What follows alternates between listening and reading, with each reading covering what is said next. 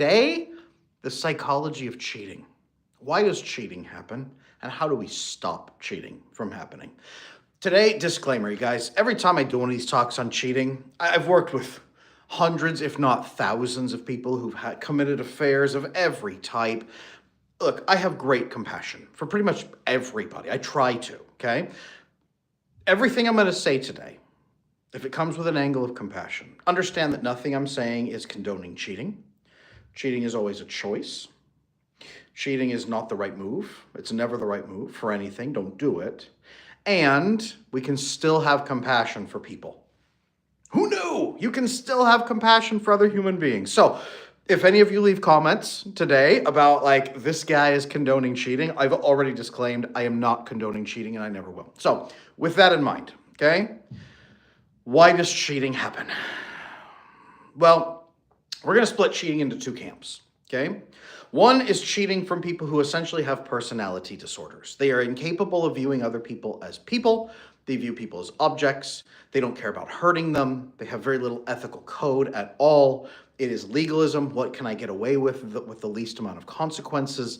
And they will actually get angry at you for catching them cheating. Okay, there are people out there like this. So yes, there are truly awful people. In fact, the research indicates attachment issues have grown so severe that not only does 65% of most American adults have attachment issues, the personality disorders are up from 10%, which is average for a normal society based on Kohlberg's morality scale, now up to 20%. They have doubled. This is unsustainable on Kohlberg's morality scale and unsustainable for a larger society, but that's where we are. So the people who cheat and laugh about it and enjoy it and would gladly do it, the ones like, oops, I had one too many drinks and slept with 3 of your best friends. That's not the people we're talking about today, okay? Those people, you need to understand, are using manipulative, harmful, perhaps even coercive tactics against you, and they don't register you as a person. So they're not here to have a conversation with you, okay? They're not here to have a relationship with you. They're here to get pleasure at your expense and other people's expense as needed. So let's sort that away. And that sounds very harsh toward people with personality disorders. I'm being very clear, the harmful, damaging ones who are actively out there hurting other people. We're sorting them over here, okay? Now, for the other group of people who do cheat, and again, remember, I don't condone cheating ever under any circumstances, but for the other people who do cheat, who are not that, who are not sociopathic, the other group of people who still retain morals, ethics, they are bothered deeply by what they're doing. They have what we used to call a conscience. I don't know if you guys have heard that term in the last 10, 15 years, but they have a conscience and it truly bothers them. For these people, why does cheating still happen? It doesn't happen just because they got drunk one night. It's not really very much a thing, to be honest with you. Very rarely is that ever a thing. It's a compounded. You don't have a couple beers and then go whoops and cheat. It's not really how that goes, you guys. It's a compounded system of problems and issues and not dealing with things. It's severe attachment issues that manage to create bad brain chemistry issues and bad relationship issues and bad mental issues and emotional challenges. And none of this excuses cheating, but it does lead quite often to the temptation with a low resistance against that temptation.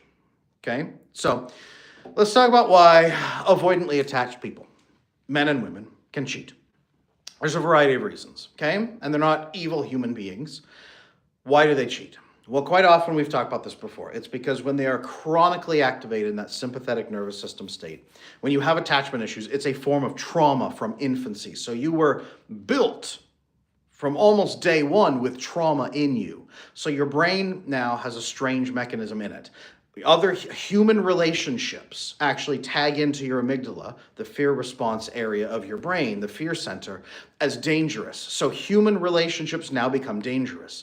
Different levels of danger, but always dangerous. There's always risk. So whenever you're around other humans, it activates a trauma response through your limbic system. Fight or flight kicks on, and you're hyper-vigilant and scanning. Your sympathetic nervous system, the fight or flight system to respond to threats, goes up and is constantly active all the time with other humans. This is called avoidant attachment style, okay? You don't blame yourself. You actually believe other people are dangerous, predatory threats, or even just incompetent threats who make your life harder. So your amygdala constantly fires off at humans, human relationships. Humans are threats. This is avoidant attachment style again, okay? Ethical avoidant attachment style.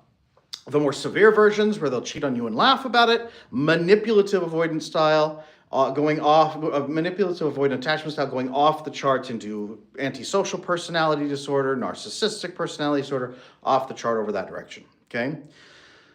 Ethically avoidant people still have the same issue. Now, when you're chronically activated in the sympathetic nervous system from infancy, you don't get oxytocin bonding. So you don't understand how good it feels to connect to another human.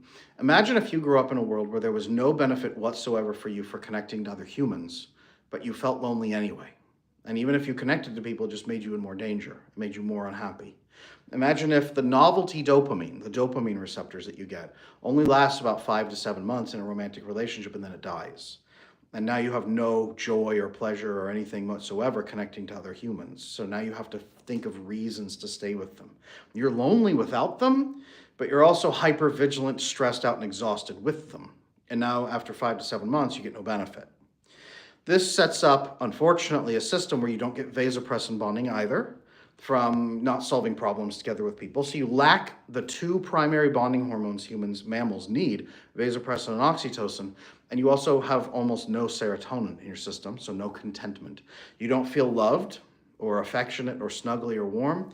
You don't feel like you can trust anyone or solve problems with them. In fact, the opposite. You have cortisol associations against most humans. Cortisol floods your system when you're around humans to keep you on guard and protected. You're chronically activated in stress mode, and you're trying to take care of a partner after 5 to 7 months, let's say 1 year, when you have no more joy left in that relationship for you, and it's an endless grind down into never being happy again. So avoidantly attached people who are ethically avoidant in this situation, and I'm not trying to excuse what they do, but what they're experiencing is, I can never be happy again. I have to just accept responsibilities and try to take care of this person while getting through the rest of my life for really no benefit at this point.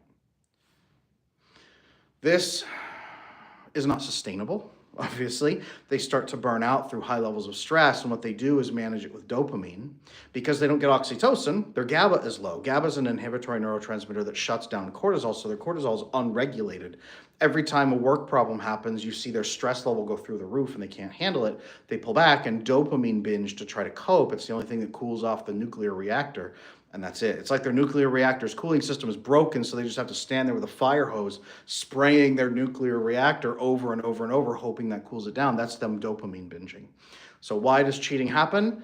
It's usually a dopamine binge. They usually connect with other humans to get and give a dopamine exchange. They understand it as a transactional dopamine exchange between them and other humans. That's what sex and even romance is to them, is a dopamine exchange in fair, open kindness and mutual benefit, and that's what they understand.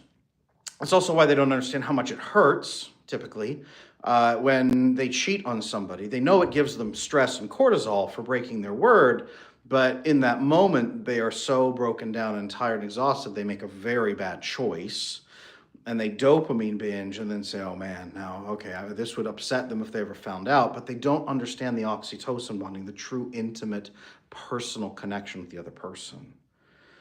And they didn't usually get that. That's why they'll say, that meant nothing to me. They meant nothing to me. It literally was nothing. It's like going to an ice cream parlor and having a really good ice cream cone. It's not the same. For all of you out there who are now frantically typing saying, Adam, no, it's not the same. Yes, it's not the same. But to them, the biochemical experience is much the same. They don't understand the complexity of this piece. They understand they're giving you cortisol, which is why afterward they give you flowers and chocolates and pay attention to you for a couple of weeks. And then they're like, when is this going to go away? Like, why are you still beating me up for this? What the hell is your problem? The problem is the oxytocin connection that you have that they lack. So this is why cheating tends to happen. Again, I work with a lot of people who are avoidantly attached, who cheat, who come to me and say, why did I do this? I don't ever want to do this again. How do I make sure I plug this security gap? Because this was a big breach and I don't like that I did this and I don't like myself for this. What do I do? That's what prompted this talk here today. And again, I tend to take a very compassionate approach for human beings. If you guys don't like that, that's fine, but there's other channels for that, right? There's like how to hunt your ex with a crossbow for cheating on you. That's another channel, okay?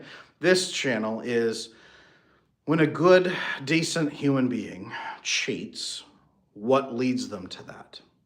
Okay? That's the process here. So, online cheating, for example, I see someone asking about that in chat. Online cheating is so much easier. You pick up your phone, you dopamine binge. These phones, I'm streaming phone right now, these are dopamine nightmares.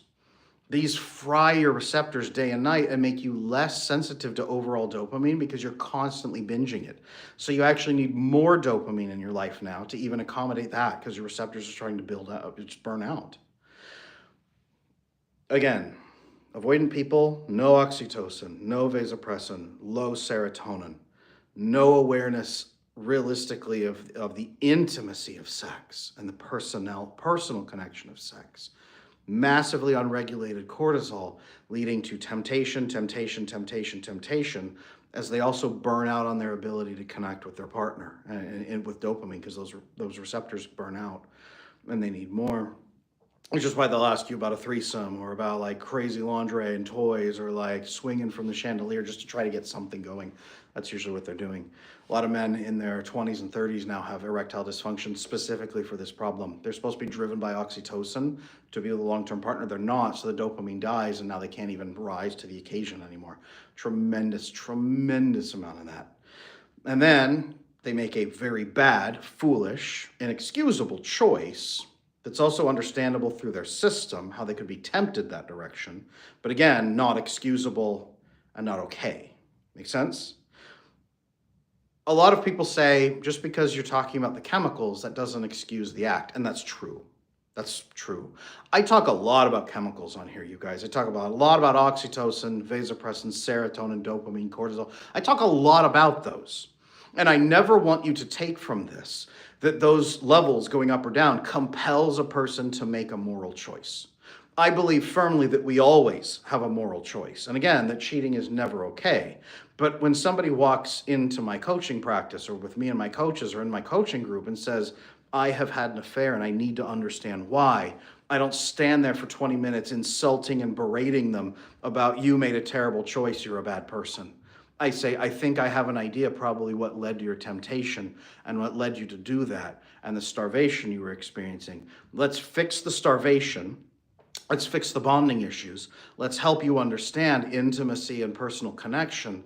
And then let's help fill those gaps so that you don't face those temptations again and you're never tempted like this, right? I help them fix the temptation.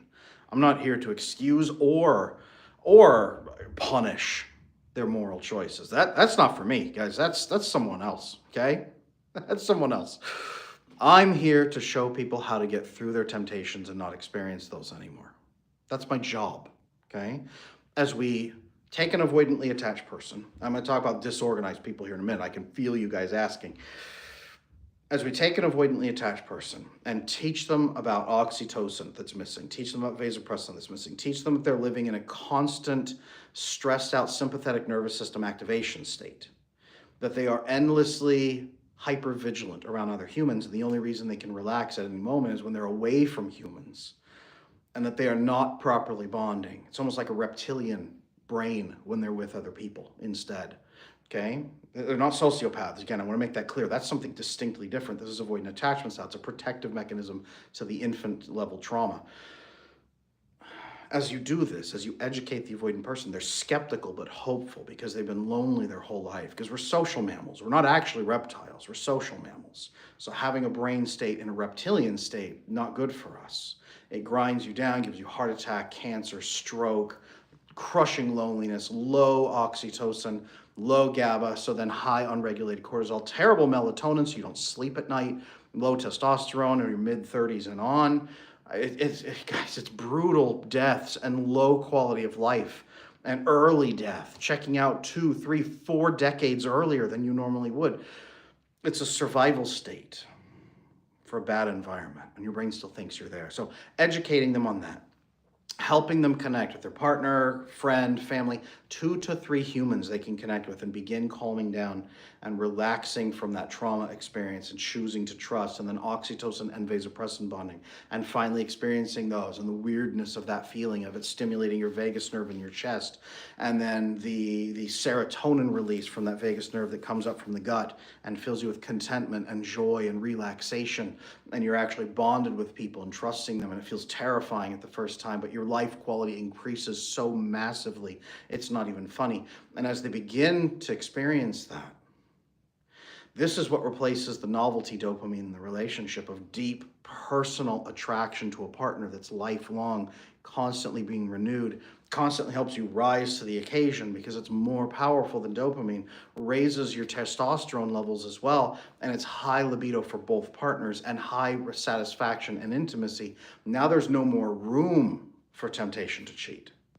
There's no more room for that. Does this make sense, you guys? The biochemistry of becoming resilient against temptation. What are temptations? Temptations are things that we feel we are lacking. So they come in and hit us at the worst possible place to pull us away from what we actually want to be. We are lacking these brain chemicals and experiences. Here's a cheap, damaging way to get it that would be fast, and if no one finds out, maybe it'll be totally okay. And it's never totally okay. Temptations are damaging ways to meet deficiencies that should be met in a better way. Make sense? Our deficiencies, our hungers, our cravings, they're all for something. We have these abilities to feel and receive information like this for a reason. We don't have pain receptors, hunger receptors, loneliness receptors. We don't have that for no reason, guys. We have that for a specific reason. Then that means we have a state that we can reach that is not that is optimized, that's healthy, that's satisfied, fulfilled. We have pieces in us to also tell us when we're fulfilled and we're full and we're content. That's, again, serotonin, oxytocin. We have those things. Those are lacking, especially in avoidantly attached people. That's why they're tempted to cheat. That's why they often do, sometimes for years.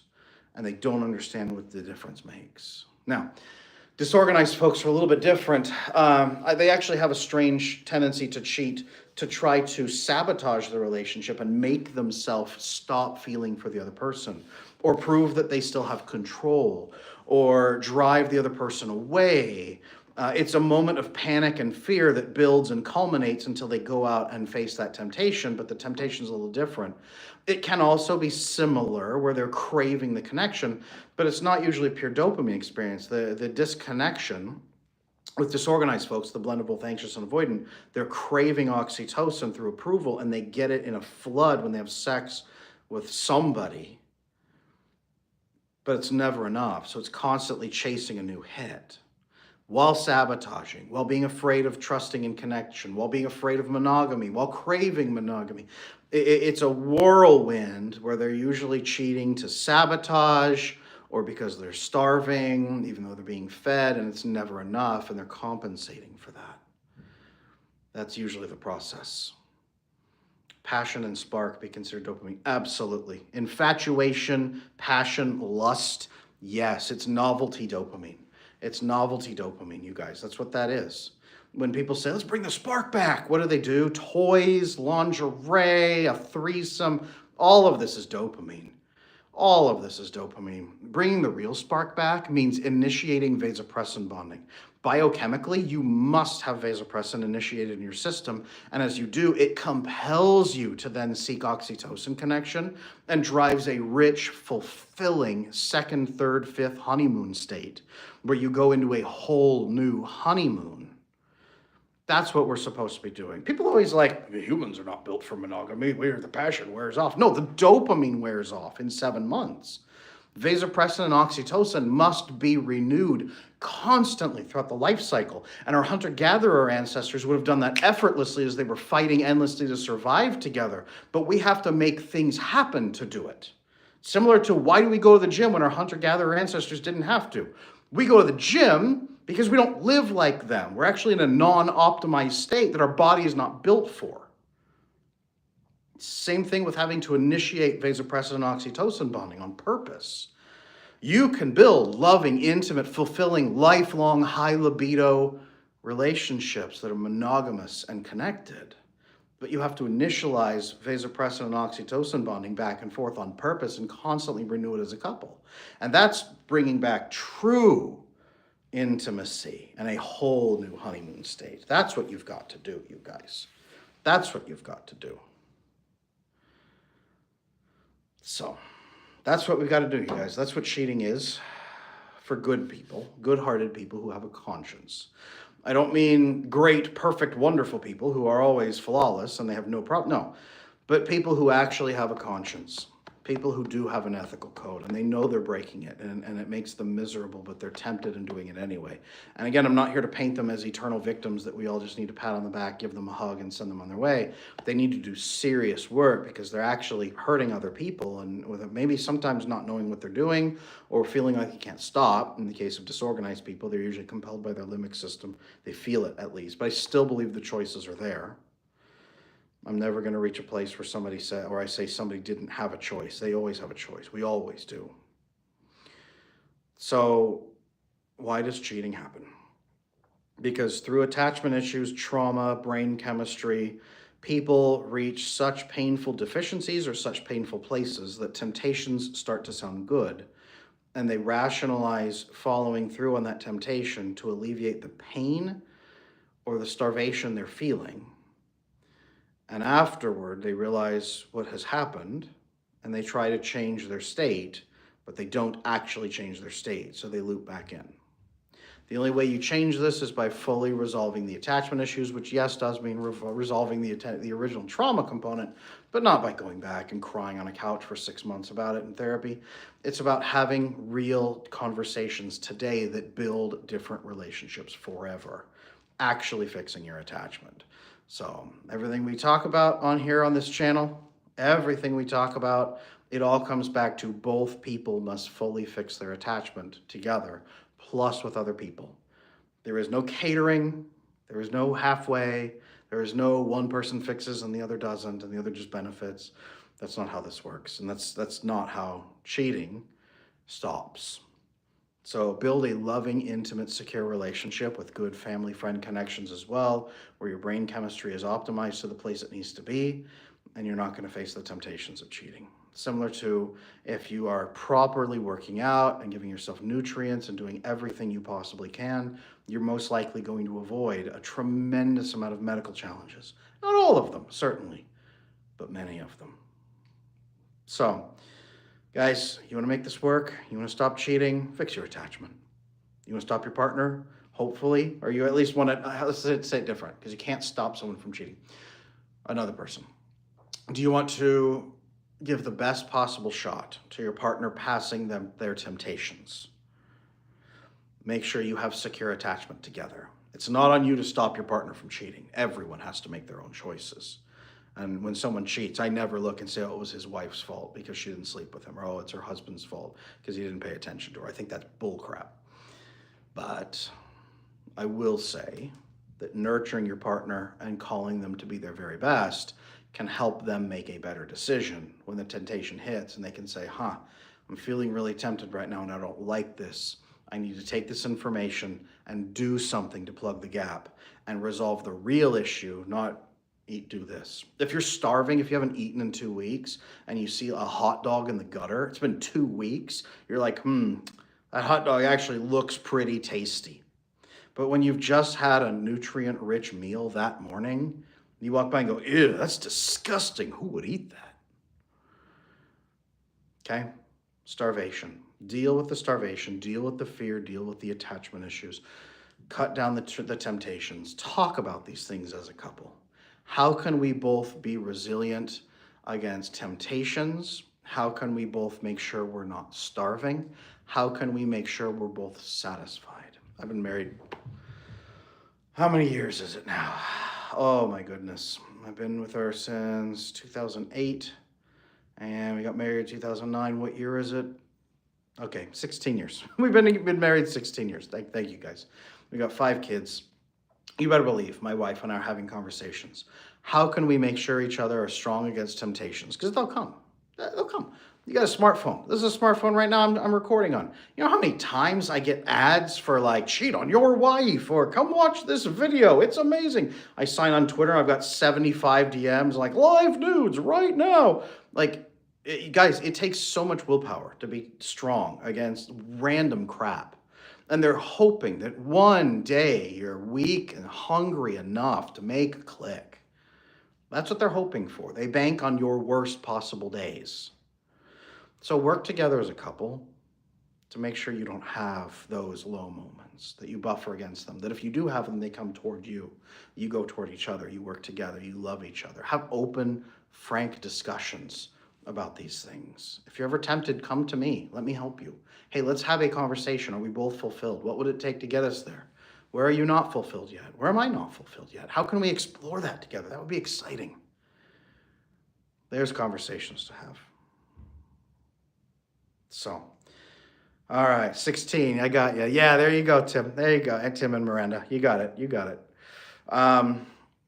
Here's what I'm going to do, guys. Actually, I don't know on phone if I can change it to be members only chat. I don't think I can. I will take 2 questions. If I happen to see members, you guys are going to get priority, but I will take 2 questions, okay? 2 questions about cheating specifically. I will take 2 questions. We're almost out of here. 2 questions. What do you guys got for me? Write them in chat. Drop them in chat right now. If I see members, you guys get priority, but drop them below. Let's figure this out. I want to answer a couple of questions about cheating. Okay? How did you get started speaking on this subject? On cheating or attachment? Signs that they're lying about cheating. A lot of gaps in their schedule that you're not privy to. A lot of avoiding eye contact when you talk with them and they're going like this, trying to explain about their day. Hiding their phone is a very, very big one. Really hiding their phone, turning it off when you walk up. You know, similar to turning off the computer monitor back in the day for people. Like signs of secrecy, signs of emotionally pulling away is another big one. Occasionally, signs of being more affectionate than usual without explanation, and they won't explain why. Sometimes that's another one too. How did you start speaking on cheating? I was a licensed marriage and family therapist for many, many years, and now I coach people on the internet about attachment. I coach people all over the world on every continent except Antarctica so far. So if you're from Antarctica, let me know.